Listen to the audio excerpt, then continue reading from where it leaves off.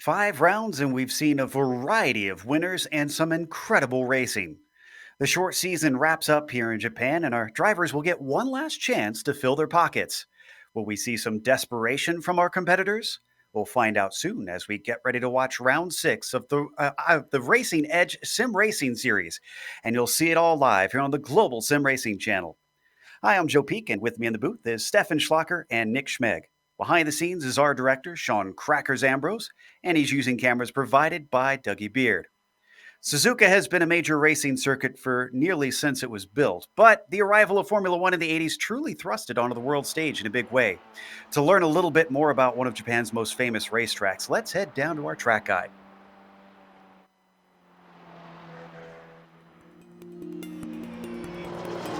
Welcome to Suzuka Circuit.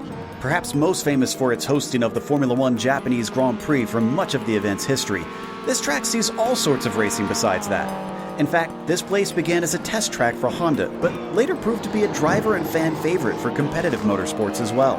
The full layout of the Grand Prix course steals the show, but there's actually 5 different versions that can be run on iRacing. With their lap lengths ranging from just over 2 kilometers to nearly 6 kilometers, plenty of different types of cars can suit the track.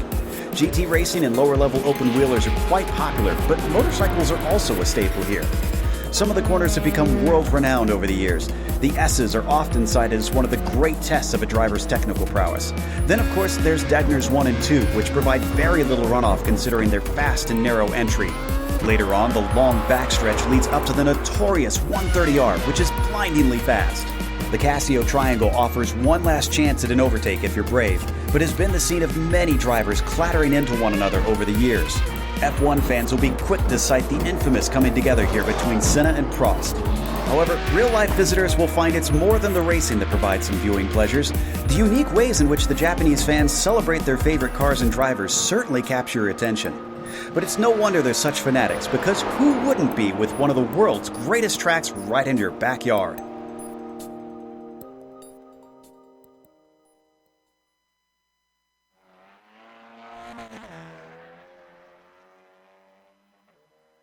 You can see a little bit sunnier times when we had our track guide put together, but here in the coolness though, Nick, it's still going to be Suzuka, and it's still going to be a grand finish for this series.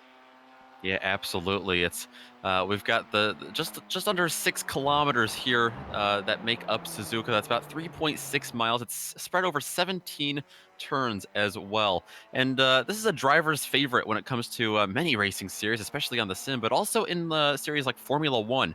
And they don't just love it for the racing that happens on track, but just for the overall fan environment that congregates here every year at Suzuka. Fans have been coming here since the 60s, and they've been coming here for Formula One, like you said, since the 80s, many times for the World Championship finale, just like we have the season finale here today.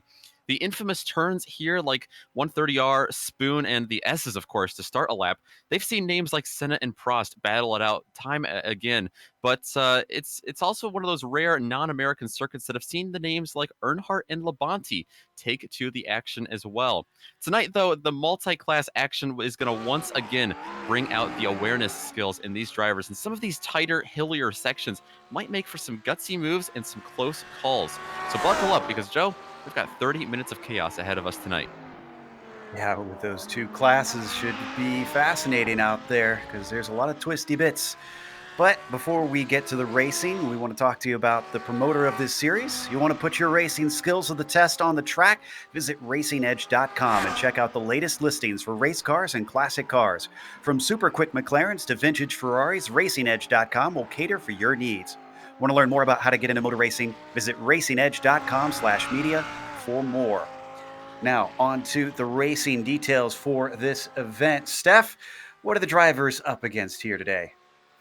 Well, they most definitely will not only battle their own Audi R8s and Audi RS3s here today, but they will also battle the track a little bit in this last round of the 6 rounds that we have been able to witness throughout the weeks. They will have to race for 30 minutes straight, and it should be quite a blast because there are also, as always, cash prizes, hopefully not crash prizes, for all the podium finishers in both classes, and they will have to do with the fixed setup they are being provided by the host, Daniel Morat.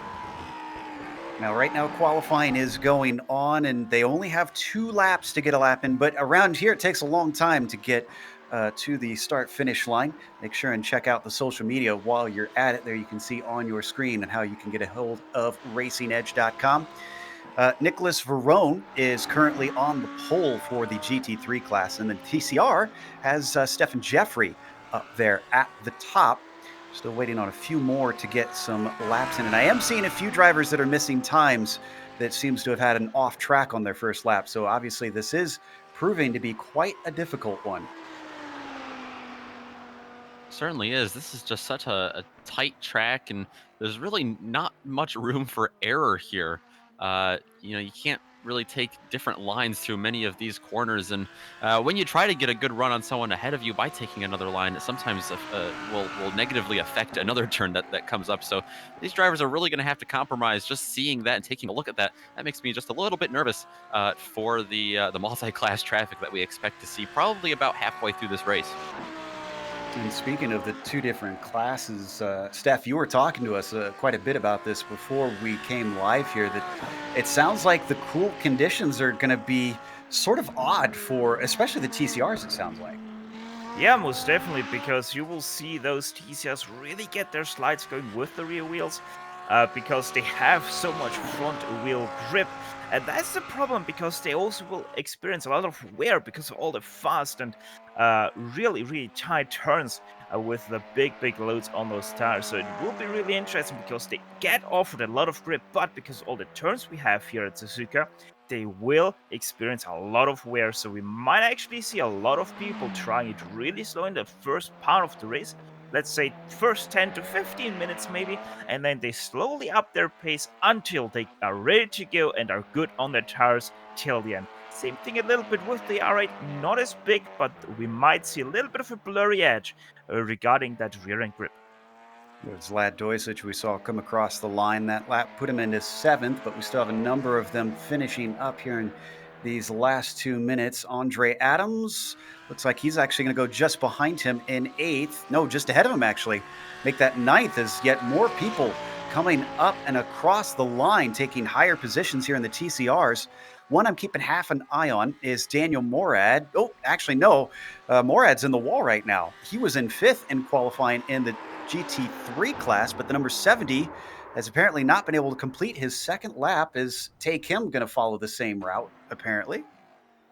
Yeah, I'm seeing a lot of drivers struggle with grip despite those cooler conditions. Drivers just really pushing the limits here, it seems, in qualifying. Of course, they only get 2 laps. That's why it's so risky to do that. But still, 31 drivers have set a time so far. But there are some big names that haven't put up a time yet, like Kenton Cook, Christopher Bailey, and Nick Rowland. Kathy Williams is just finishing her second lap in the number 31. And it's going to be half a second faster. So that bumps her up to 13th now. Nice final effort there. I see Nick Rowland here in the Audi GT3 coming to the line. His first lap did not count, so this is going to be a lot of pressure on him, a 59.1. And that is going to shuffle him to 3rd. So the 67, even though he's a little mistake prone in qualifying, it looks like that second lap made up for it.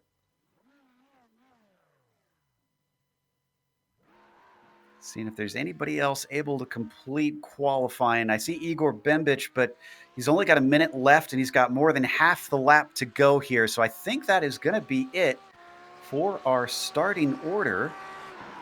Checking to see if this is possible for Igor to work his way around to the timing screen.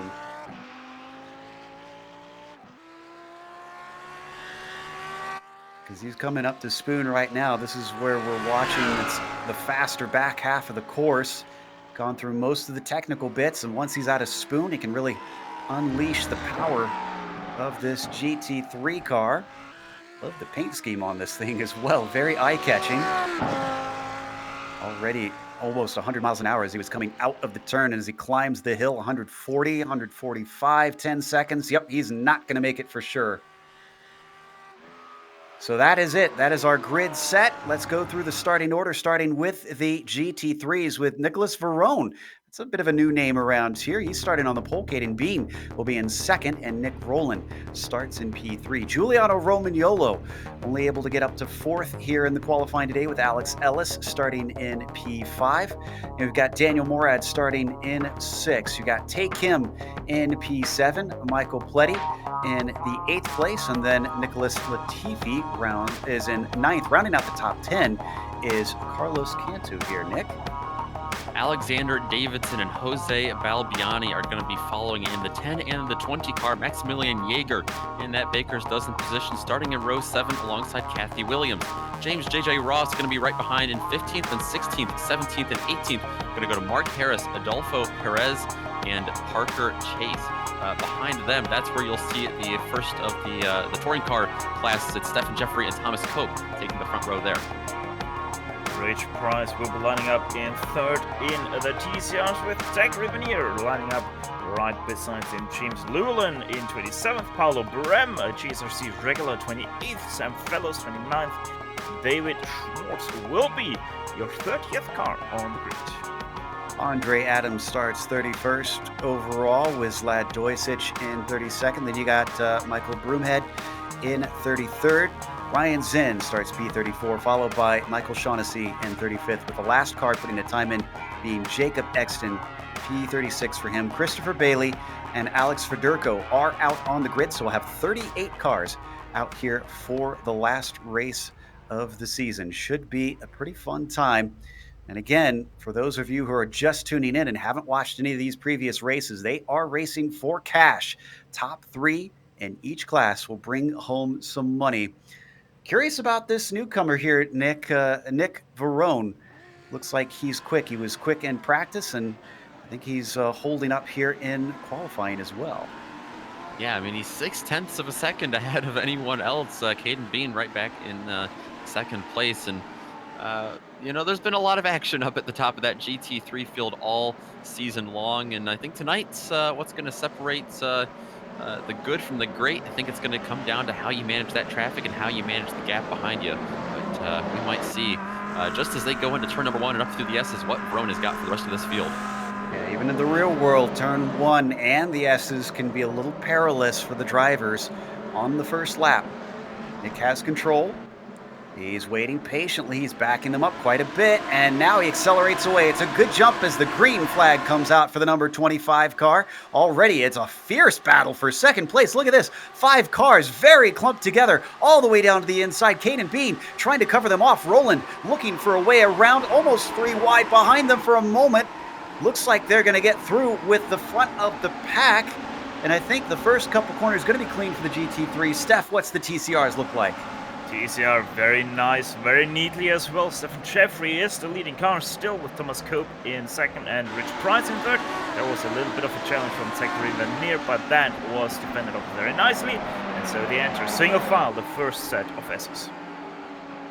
Good start here for our field. Very clean, but already Verone doing a good job taking advantage of that great start that he had. He's pulled out by about 0.7 of a second over Caden.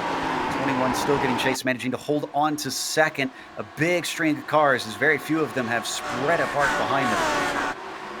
Yeah, back in 6th place, that's where you really start to see all that stack up. Daniel Morad leads those cars. We've seen how quick he is. He's driven to the front in a couple of these races, but right now he is being pressured immensely from Tae Kim, Michael Pleadle, Nicholas Latifi, and Alexander Davidson, with more coming behind them. Got it first off in the TCRs. Paulo Brem, unfortunately, finding the Degners very difficult on the first time through. He didn't hit anything, and he keeps going. So no harm, no foul, just a lot of positions lost. Yeah, one of the most easiest things to do in the TCR, hop over that outside curb, and away you go into the gravel with all the artificial turf that's laid outside of the Degner corner. Watching them head through the very fast 130R for the first time. Let's see if anybody makes a move down into the gap. Pleadle's going to go off. And Davidson, too. And the number 10 smacked into the wall coming off the exit. So here's the first one. Looks like 3 different cars there being spun around. I don't know if those were separate incidents or they were I connected. think they were separate because the number 10, I think, happened. Yeah, there you saw him in the background coming across the track. I think actually that Davidson got spun by the 535. Yeah, coming back on track. Oh, you're right. I also saw Kathy Williams in the far background go off track as well. She made contact with James Ross. Well, they had the first part of the lap was really good, and then apparently 130R is the trouble zone for our drivers today. As we come back live now, Verone's still leading in the GT3s. It's a little bit further back in the pack, but it took out about 4 cars. Jacob Axton, one of the cars that was involved. Ooh, and yeah, it looks like not only that, but we've got a big wreck in the GT3s because I see Chris Regium and the 93 is involved. Yeah, here's this incident with the GT3s and kind of is, wow, just became a pile kind of sliding into the tire barrier, unfortunately. This is Schwartz happening in the TCRs. I didn't get to catch this one here. Just on the inside, you can see Axton spins out and then kicks off because he's standing right in the middle. That was Paulo Brem, the blue TCR that collided with him. Just unfortunate situation altogether.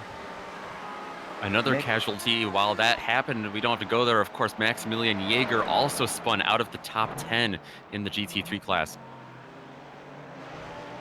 Oof, man, it is erupted here by the end of the first lap, and now suddenly everything is quite wild. Meanwhile, top 3 in the TCR. Is going to be the top 2 because third place, Rich Price, spins it out of Spoon.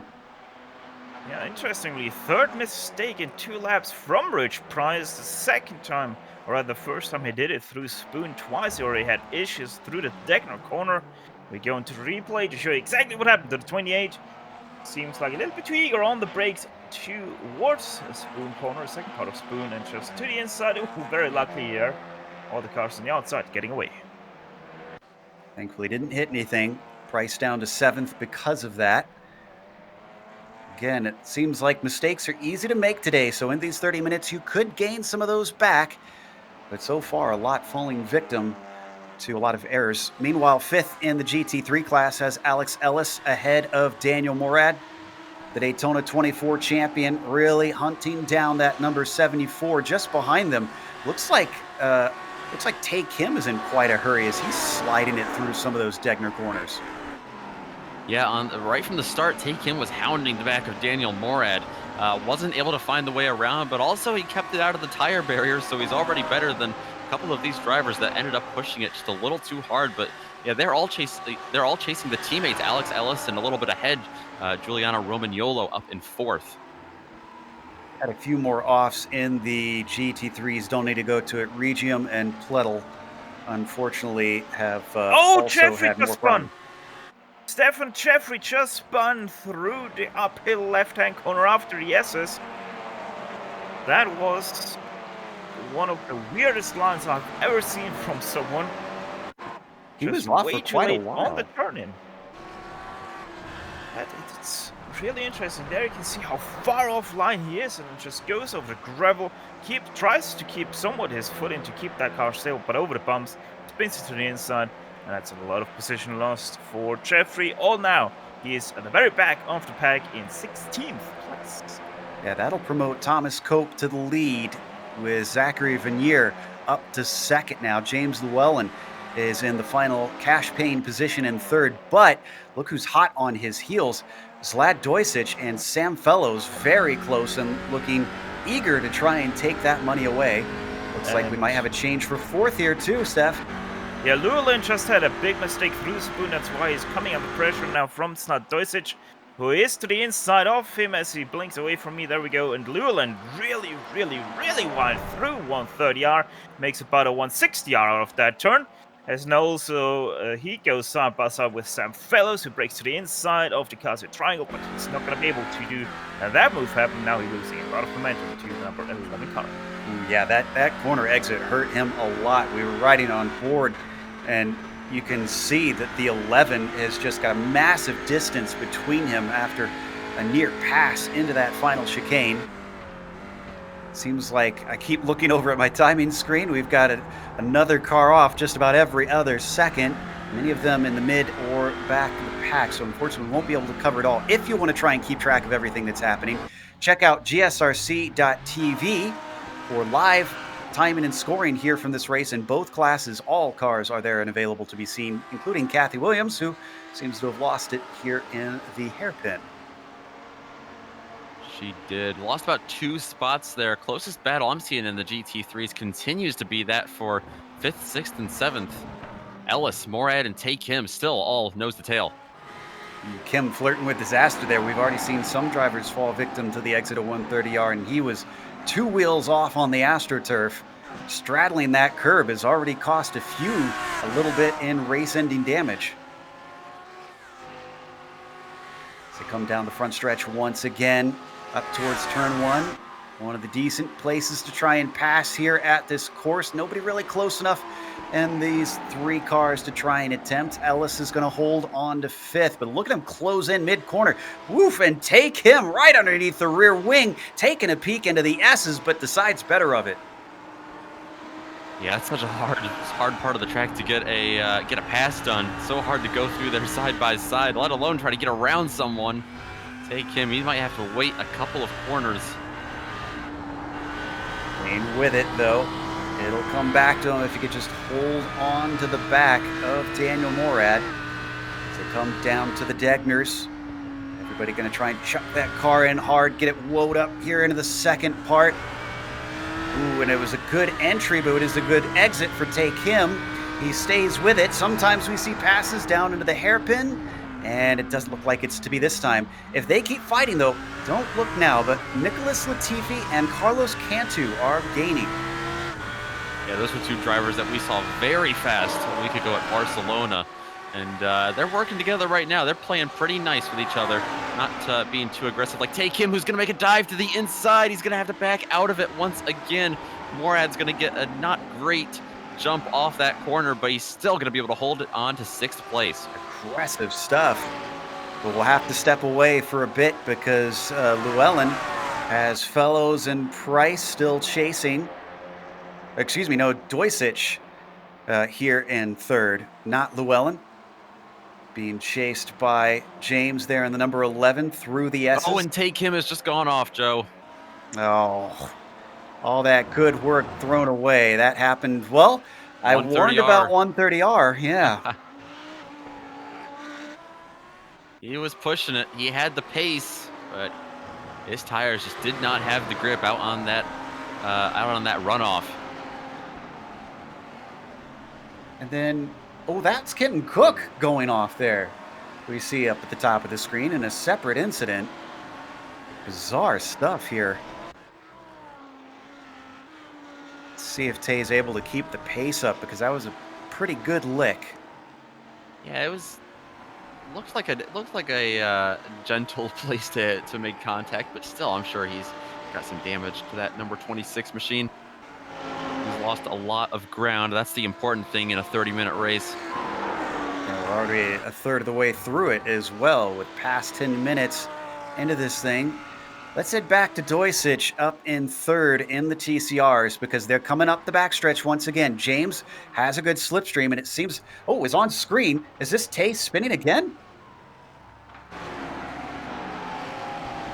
That looks like the Degners, so boy, Take Him having a hard day of things. Oh, and Morad, we don't need to go to it, but Morad just got by Alex Ellis. That was for 5th place. Remember, those 2 had been fighting earlier. Meanwhile, look at this battle for the podium.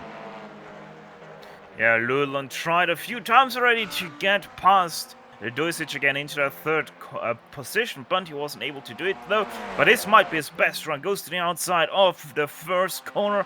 Let's see if he's able to do it. Breaks way later than Doisich on the inside, but the 44 on the inside has the better momentum through the corner. He might also be able to get more traction with all the marbles to the outside of the number 11. Though the inside now goes to Llewellyn, and he makes it happen with a little bit of bump from Doisich. Wow, brave stuff there from James to make that work. Awful close racing as well between them. Not only is Fellows right back there, but Price is now caught up, and they're being uh, brought upon by, this looks like Steven Sheriff, Oh, who it is does it! not a lapping Woo! car. That was really close. He was to the outside, had a little bit of a sideways going there, as now Sam Fellows goes to the inside, maybe off the Degner 2 corner. No, has to brake, as I said, Stephen Sheriff. Oh, he gets actually bumped by Rich Price. Yeah, he's just trying to get back on the same lap as his class. So he's not really in a fight here. He's not being chased, but he's trying to pick his way through. It's certainly proving tough with how hard that these guys are fighting at the top of the TCRs. Meanwhile, I mentioned that battle between Morad and Ellis, as Morad is currently the one ahead. They're still being chased by both Latifi and Cantu.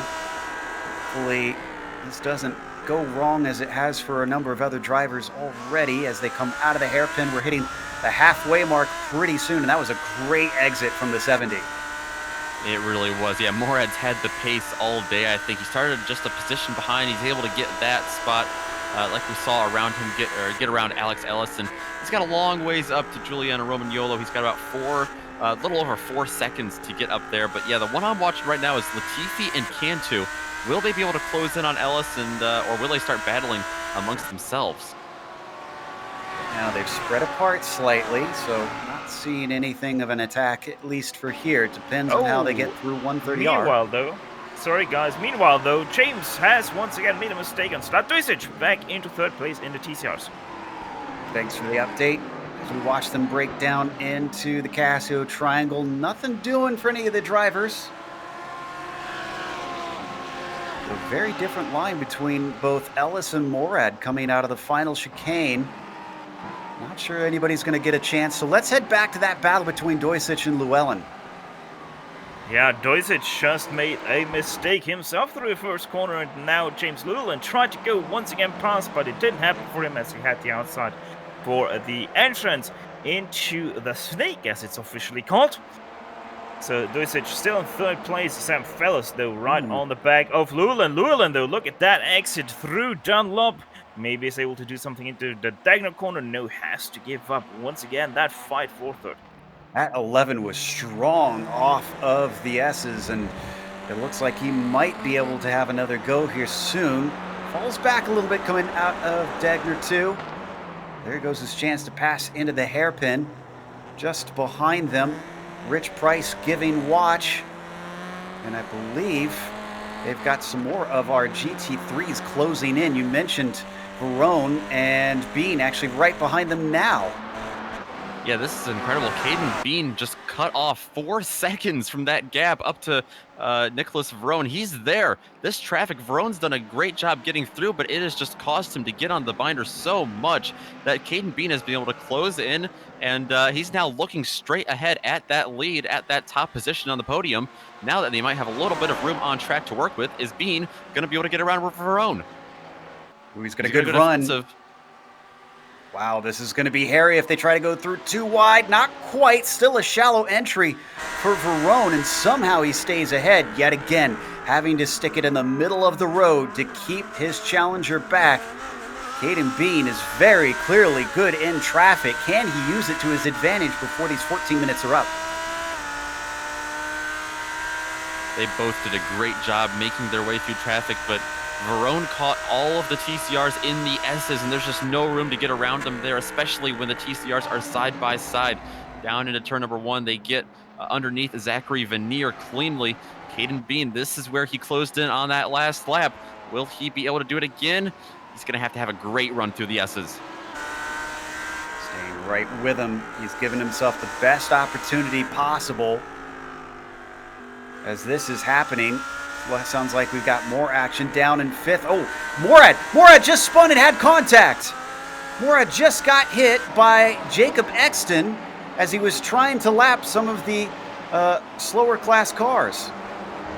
We've seen Morad have some bad luck before getting through traffic, and he has it happen again.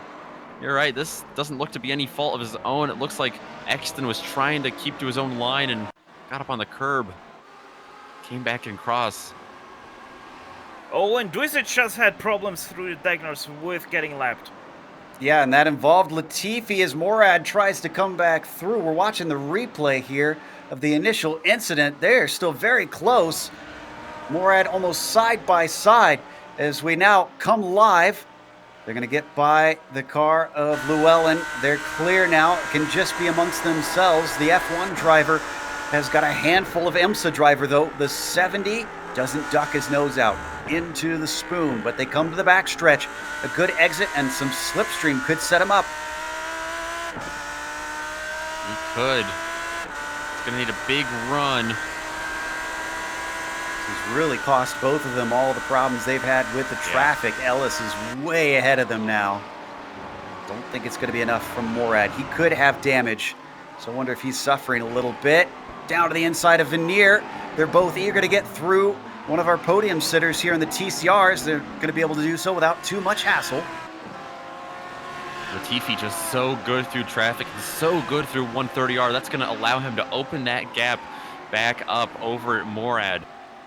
Morad's going to need a lot of help in terms of traffic, I think, to get that spot back. Latifi looks to be on rails right now, moving through the field. Yeah, considering he qualified in 9th and this brings him up to 6th, that is not too shabby, but he's not quite in the money-paying positions yet. So they work their way back and forth through one of the more technical sections here of the track. He's got 2 seconds to make up to get to Ellis. It's there, but he'll really have to push. Back to the TCRs. Duisic just ahead of Price. Yeah, not only that, but there's also still some GT3 traffic trying to get past it. And Chase to the inside. Now also that is Tai Kim to the inside. So they all have to work through traffic while battling not only their class, but also with their own setup. That helped out Duisic quite a bit. Price falls back into the clutches of Exton. That's Chase. In behind. Oh, he actually gets hit by the Rich Price absolutely plows into him. Car left on its lid, despondent at the side of the road. So the 28 probably going to have some severe damage out of that.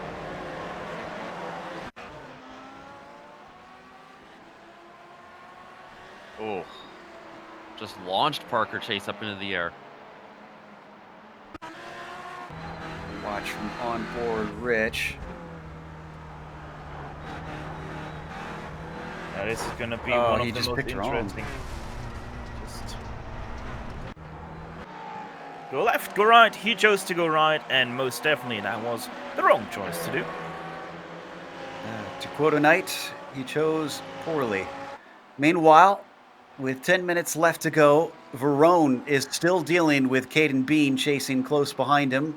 As on screen, we're watching Price there. This is the number 25, our leader, up at the front. Half a second splits himself and the number 21, and there you can see the distance on your screen. Yeah, you know, Verone has had the pace over everyone else all night long, but ever since being caught up in traffic and got Verone in his sights, he's not let him out of his sights. He's still there, and he's managed that gap. He's not lost too much time off the back of that 25. We'll just have to see if in these last few minutes of this race, now under 10 minutes left, if Bean is able to close back in. He might need a little extra help in terms of traffic to get around Verone.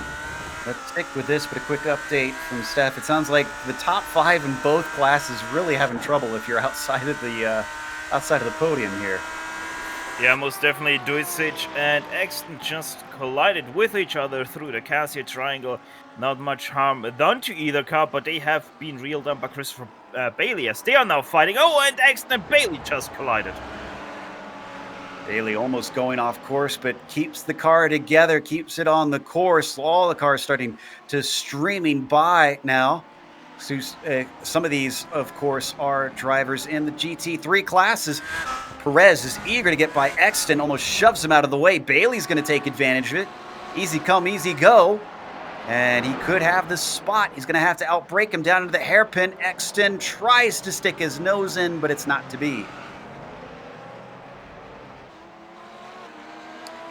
Right behind that black and pink livery that you see, that is the car of your former leader, Stefan Jeffrey. He's finding his way back and now trying to attack that 7th place of Jacob Exton. Glad to see him get back into things. He lost a lot of time. He's now hounding the back of Jacob Exton. Jacob has seen a number of car contacts already here in this short race, so cannot be in pristine condition, rather.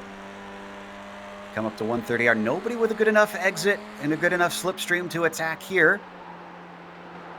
Let's see what this fast left-hander holds in store. Exton gains a little on Bailey, and he thinks about going to the inside. In fact, he doesn't just think, he does. He goes for it, and he takes it clean. I don't know how, but he did. Wow, must have been all that Velveline in his engine. What that was quite a dive bomb. Much trust from him on that break. And also very nice awareness from Christopher Bailey there. And he managed to not get collected by the dive bombing X, but he is not being outdone. Tries to do it back into curve 1. That's not going to work out. He has settled for 7th place. I think settled's a strong word on that one. I don't think this is over. Look at them coming to the S's once more, and Jeffrey still behind them, waiting as patiently as I can imagine, because with his pace, you would think he would be in a hurry to get by. He's certainly all over the back of the number 1 of Bailey. Over and into the back. One more of our GT3s coming through. That's Mark Harris. He played a very patient role in this, waiting for the right opportunity. And a pass in front of them. That's Exton and Doisich. Doisich getting shoved to the outside, and they bang doors yet again as they come back on the track. 3 wide with the lap traffic coming by. Exton has a nose ahead, and he covers off the inside.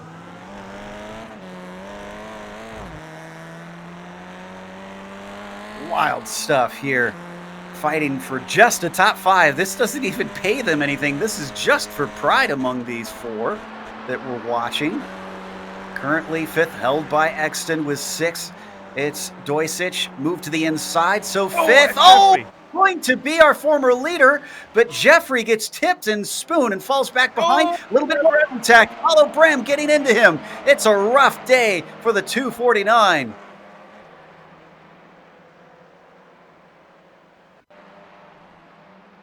It was a walking mat there, Steph. Yeah, that was rather interesting. 2 corners there for Stefan Jeffrey. Goes off track here because it just didn't really clear Bailey, and then has a little bit of a weird re-entrance. I don't know, Paulo Bram probably didn't see him or something like that. He takes the normal racing line, doesn't expect the 249 there on the outside, and they just bang doors 3, 4, 5 times in total. And yeah, Jeffrey just nowhere to go in the very end. But now also Exton and Doisich are once again fighting for that 5th place. Yep, Exton is going to hold the inside in the number 38. Oh, we got a car diving again, and that's Bailey. Oh, when he no, goes back across the track, Jeffrey gets it again. Poor Jeffrey. No. Wherever you got that black cat, take it out of the car, throw it out the window at this point, because it's doing you no good. And he's going to come, as we watch the replay, he just had contact just now. Let's stay on this replay, and it was Bailey again. For anyone listening who is an animal lover such as myself, please do not throw your pets out of the car. And then as we watch this, Bailey gets it going, but then watch, they're both going to get back on track in almost the same place. Yeah, they already nearly collided when they re-entered the track right here. And then just 1 corner further ahead, you can see they're side by side, and then yeah, Jeffrey just takes a weird bounce off the curb on the inside, and that sends him right into the grey car of Bailey. And they once again have an issue. Keep the cameras off of poor Jeffrey. I think he's had enough punishment for the days. We watch Bailey now. Things up at the top of each class are a lot calmer than this. Verone has responded to being and is pulled away by about a second and a half. Cope, a distant 10 seconds back to Vanier. So, obviously, Very easy going up at the front of the TCRs. Not so for 5th place, which has really been hotly contested. Paolo Bream and Zlad Dojsic. Oh, actually, they just made contact for 130R. They're both going to get out the other side of that one, but the 44 has had all comers try and take this spot away from him. Yeah, while the 64 of Thomas Cope has been able to very nicely cope with all the challenges has been thrown at him during this race. Not so much Dojsic, he has fallen down and up the order quite nicely. Once again, he's side by side for the 5th place against Paolo Brem this time. But I think the Italian might have a nice card here. Never mind, actually does back out of that battle. Interesting choice. Didn't really feel confident about it, it seemed. They're being approached by Federico and Jacob Exton, so it looks like Exton's recovered after his issues. Ooh, a little bit into the back there, coming through the S's. Dojsic having Brem giving him the hurry up. Yeah, less than 2 minutes to go, and these two are fighting what is possibly going to be the second last lap already in this race. I think so, because they got Verone coming up Oh, behind they them. touched! Oh, off track! Trying to collect. he doesn't save it. Oh, Barrier. that's No, hard. he can't. No! Oh, And he no, comes back Exton. and it's Exton. And is Brave still going? How is that car still going? Also, Exton is still going. Oh my goodness. Can anyone confirm if damage is actually turned on in this race? Yeah, I was kind of wondering the same thing. Brame has clearly got the new tank damage model on his car, because my goodness, he hit the wall, he hit another car, and it's still going. Ooh, whoa, and Federico as well, sending it in deep as we ride on board. I asked if there was going to be some uncompromising races here today, Steph, and I think the drivers have all agreed that it's the last chance. Might as well give it everything. You might as well get everything. Oh, and what is Dojsic doing? That's a rather interesting one. But you have to really give it to Dojsic. He has been battled. He has been battered. But his car is still going, and most importantly, he is still in 5th place. We got to go to the leaders in the GT3s, because this is suddenly closed up once again, and they're taking the white flag right here.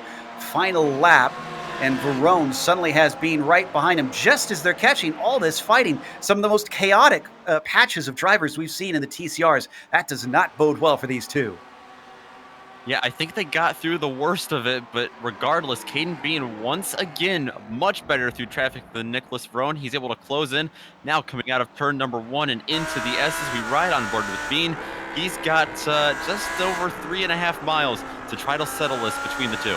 Let's stay with this all the way to the end. There's little left here in this event, the finale of this short season for the Racing Edge Sim Racing Series. Much better through the S's there for the 25, starting to gap Caden Bean just a little bit. That might be what he needs if they catch more traffic. Sam Fellows is the next one in front of them. And then from there on, it's a decent gap up to James Llewellyn. They might not get the worst of it here. Fellows giving them some instructions, trying to make sure it's clear which way to get through as the track weaves back and forth in this section. Coming up the left-hander of Spoon. This has worked out quite well for Nicholas. Yeah, I don't think anyone in front of them is going to hurt them too badly.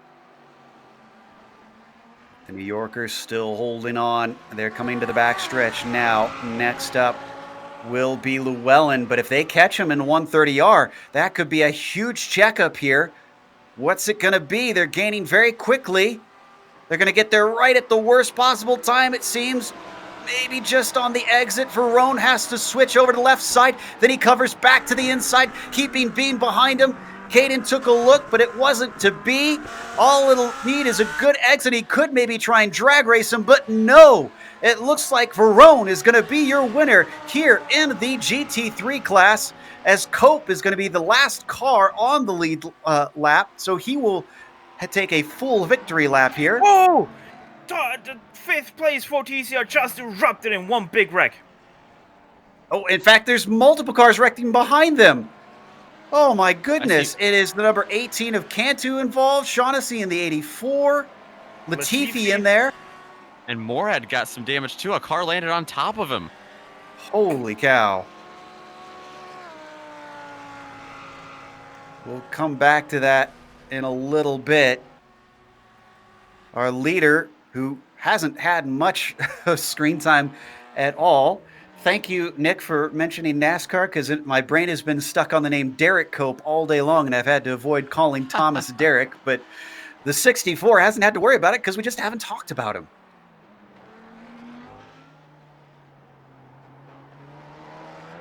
So as he works his way around the hairpin again, Veneer, well, actually, no, I take that back. Looks like Veneer is on the same lap as him. He managed to finish ahead of Verone. So if disaster strikes for Thomas, obviously he could lose the lead, but I doubt he'll be pushing too terribly hard here. I think at this point, everyone's just trying to get to the finish. Thomas hailing from over in the UK&I club.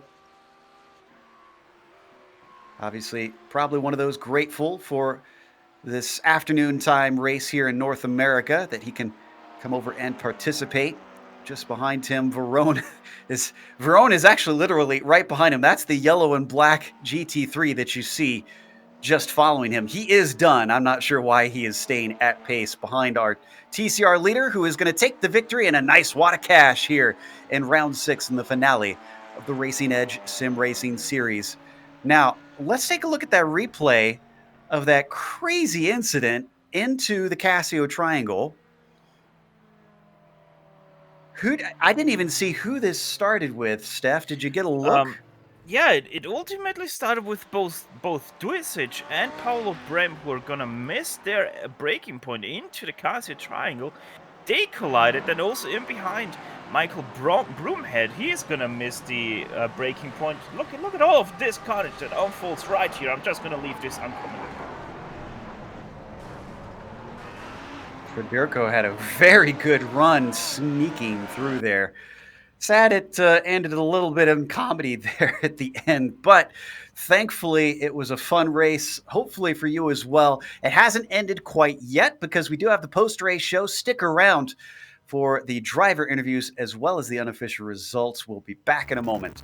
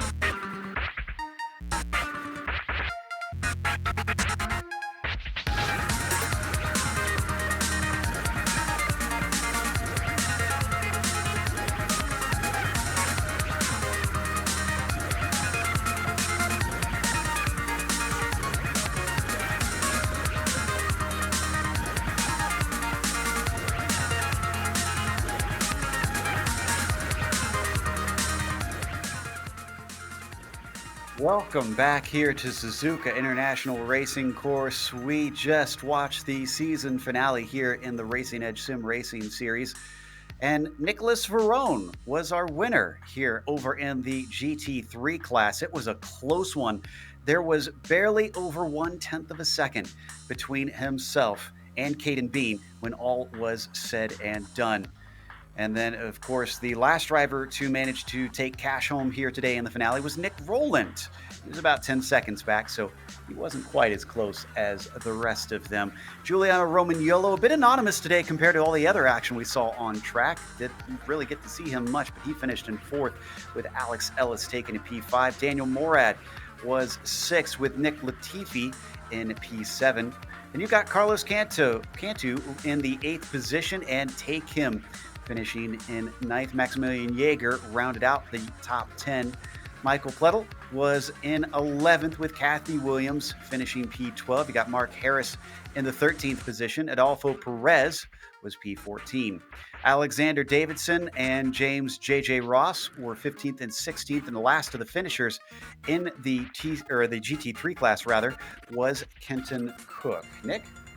Thomas Cope's going to get the win over in the TCR class. It's going to be Zachary Veneer and James Llewellyn, the last cash-paying positions there for this season. Sam Fellows and Alex Fedorko are going to be rounding out the top 5 in TCR with Rich Price, Stefan Jeffrey, Michael Broomhead, Brian Zinn, and Jacob Exton behind. Christopher Bailey right behind. Talk about some bad luck there in the one car. David Schwartz, Zlad Doisich, some more bad luck for him in the 44. He's going to wind up 30th overall. Michael Shaughnessy, Paulo Brem, and Andre Adams going to round out our top 33 overall on the grid today.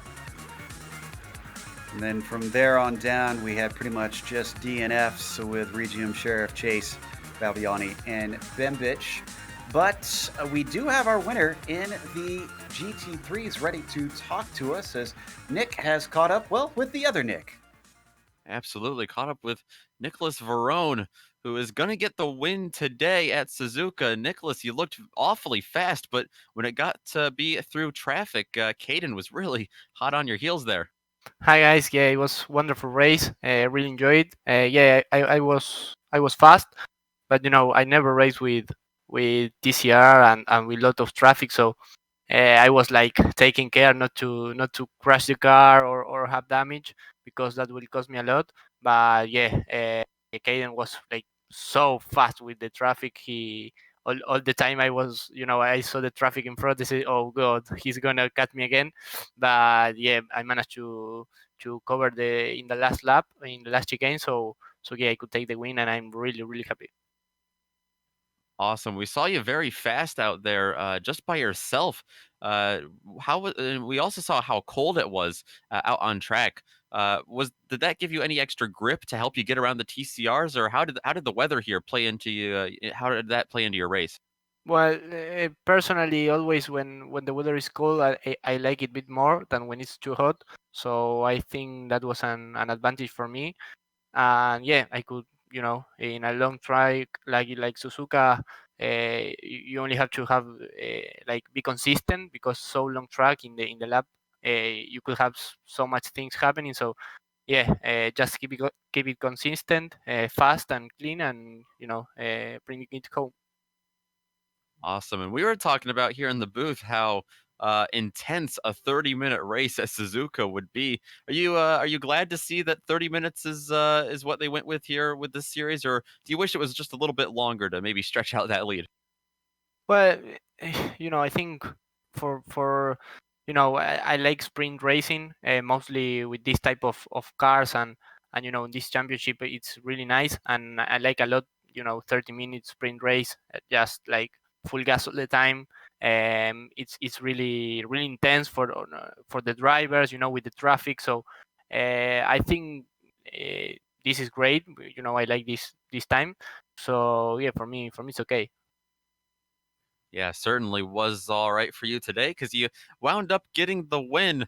And what a way to end this season for you. Before we let you go, is there anyone you want to give a shout out to? Yeah, well, I want to give a shout to all the guys that organized the championship. Also, the streaming was really good. My family was watching it, so congrats to you and yeah, all the people who is watching. Awesome. Glad to have him. Watching a great show that you guys put on today. Thanks for stopping by. You guys, to you. It's Nicholas Verone, the winner in the GT3 class. Joe, you've caught up to the winner in another class. It's Thomas Cope. Yes, indeed, in a very different situation, Thomas, for you than it was for Nicholas. It seems you kind of scampered away with everything. I don't know if you've been able to see or hear from the other drivers about what happened behind you, but that was not the norm in your class. Oh, looks like we might not have Thomas with his Yep. microphone quite set up. Oh, there we go. Yep. We got you, Sorry Thomas. about that, but yeah, it was a bit of a strange one. I saw Stefan behind me. He had a few incidents. He went wide onto the grass, and he was doing pretty well in that race. But until that moment, I thought we were going to have a good battle. Until there, just obviously went wide and almost ruined his race. Unlucky for him, but it's glad to see he still finished the race. Yeah, he kept at it. Unfortunately, was not able to finish on the podium. It seems like this was an interesting mix. This forward wheel drive car at this track. Have you raced this combo before, and what did you think of it? The car is really hard to drive. I haven't done this combo of the R8s and the TCRs, but the TCR I've driven quite a bit in the IMSA series. But yeah, it's a really hard car to drive, being front wheel drive. But yeah, really struggled to turn out the corners. So yeah. So it sounds like this is wrapping things up for the season, although I have heard murmurs of maybe doing a little bit more.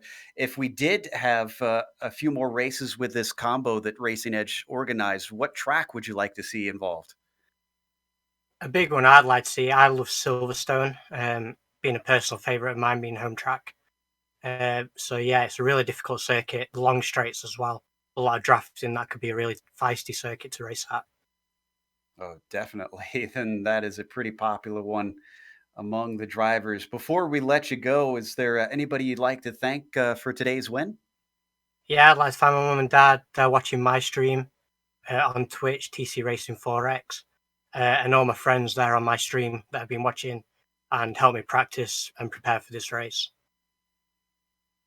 Great stuff. That was Thomas Cope, who was our winner here today. And I have our second place finisher, Zach Vanier, joining us as well. So let's bring Zach in here, talk to him about his second place. He certainly had a few tussles throughout, but it seemed like it was a race of two halves here, Zach, because you were fighting a lot of people at the start, and then eventually you got yourself kind of clear of all the melee. Well, don't seem to have Zach either, or people just don't want to talk to me today. Zach, do you have a copy? Give him a couple more seconds to see if he can get his mic set up here. Sometimes drivers a little bit new to Discord. As we see, I see his webcam briefly up. We're trying to get him to get the push to talk going here on his mic. Not sure that we've got this one ready quite yet. So we'll come back to him in a little bit. In the meantime, up in the, down in the TCR class again, it looks like Nick has caught up with James Llewellyn. Yeah, I have indeed, finishing third place on the podium in this TCR class. And hey, it's a podium position. That's just enough to be have your pockets a little bit heavier after today. But man, what a race for you to get there. Yeah, no, it was quite a tricky one. Sort of just trying to keep it clean at the start, and then had a great little dice with Zlad. Faster cars, sort of a bit of the faster cars passing us made him lose out on that one. So and then it was just a case of trying to close down Zachary. But I mean, I was sort of inching away here and there, but just couldn't do it in the end. And I have no idea where Thomas went. That was an impressive drive. Yeah, absolutely. He vanished right from the start, and you were able to keep up pace a little bit, like you mentioned, with a couple of the drivers. But ultimately, the TCR struggle, I think, came when the GT3s were swarming you guys. How was your experience out there in the multi-class traffic today? Well, actually, this round I found that the R8s were nice and clean. So thank you for that, because it has been difficult in the past. But yeah, no, I didn't see a massive issue. It was just, through the S's obviously being the big problem. Just, it's a long, drawn out section for the cars to be hanging back, and obviously they're eager to get past. But it was all clean for me, so I was very pleased. Absolutely. And we were talking a little bit about how the TCRs were maybe going to struggle today in terms of grip as you drive pretty hard in a 30-minute race, 30-minute sprint race, that is. And with the colder conditions out there, the overcast conditions, the tire wear on the TCR is always noticeable. But how is that for you today? It wasn't too. I'd certainly towards the end of the race, I did feel that the grip was going away from me. But I mean, it's just the patience on being on the throttle, coming out of the long sweeping corners with the front wheel drive. It's just you try and get the throttle on, and you just cost yourself time with it washing wide. So just being patient and trying to feel the grip through the wheel is half the battle, really. Absolutely. But that battle is one that you were able to come out on top of today, at least on top of in terms of snagging a podium position. So congratulations on that. Before we let you go today, James, is there anyone you want to give a shout out to? But just Richard, who's also in this race, Rich Price, just nice, really nice guy, and we've just been done some laps together, and always a fair and good adversary. Absolutely. Made for some fun racing today. Like I said, congrats once again. Thanks for stopping by today. Thank you very much. That's James Llewellyn coming home in third place position, the last step on the podium. Joe? Yep, we've got Zach back in here, Zach Veneer with us. We're going to give one more shot, see if everything's ready to go. Can you Zach, guys do you hear have me a now? copy? We do indeed. Welcome to the booth, Zach. And as I was saying before, it seemed like you had a race of two halves in that you started off with some fights at the beginning, but then once you were clear, it was just kind of you by your lonesome. Yeah, I had a pretty good qualifying. I qualified fourth, and off the start, I just kind of stayed where I had qualified. I was in fourth, and for the first couple laps, just kind of had a little bit of a gap in front of me, a little bit of a gap behind me, and then it just seemed as the race went on, I found myself in second with a very big gap from behind. So, uh, my goal was just to hit my marks, do my laps, and come away with a podium. With how technical this track is, it seemed like headache traffic was a bit of a headache in some places in today's race. Where were the big trouble zones for you dealing with the GT3s coming through? Uh, for me, every time I was getting lapped by a GT3, it was in the more technical S sections, which would really make me lose a lot of time to the guy in front of me and behind me. They're so much faster than the TCR cars are. I was hoping it was going to play out in my end a little bit better than it did, but like I said, I still came away with the podium, so very happy. At the start, we didn't get much time to talk about it with all the action, but we mentioned that it was cooler conditions. How long did it take the tires to really feel like they were hooked up for you? After about two and a half, maybe 3 laps, I was at my normal braking points, acceleration points, turn-in points. So it didn't take too long for them to heat up, and once they did, I was just getting faster and faster as the race went on. Oh, great stuff. Glad the car felt good. Clearly, it did with a second place today. Before we let you go, anybody you want to thank for this podium? Yeah, absolutely. I'd just like to thank you guys first for putting the broadcast on. I got to give a huge thanks to my dad. He's put a lot of time and money into giving me a simulator that I can compete with. So very thankful for him. I got to give a huge thank you to all my sponsors: Technica Mining, Anmar, Polito Ford Lincoln, Polito Racing, Team LTD, Martell Racing, Fortress Technology, Rust Bond Agency. If I didn't have them behind my back, I definitely would not be where I am. So huge thank you to those guys, and of course to Daniel Morad and the Race Sim series for putting this series on and doing what they did. Great stuff. And big thanks to Zach for coming and talking to us.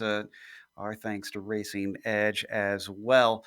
We're actually going to close up. And with that, thank you. We do want to remind you that if you want to check out Racing Edge, you can find them at racingedge.com.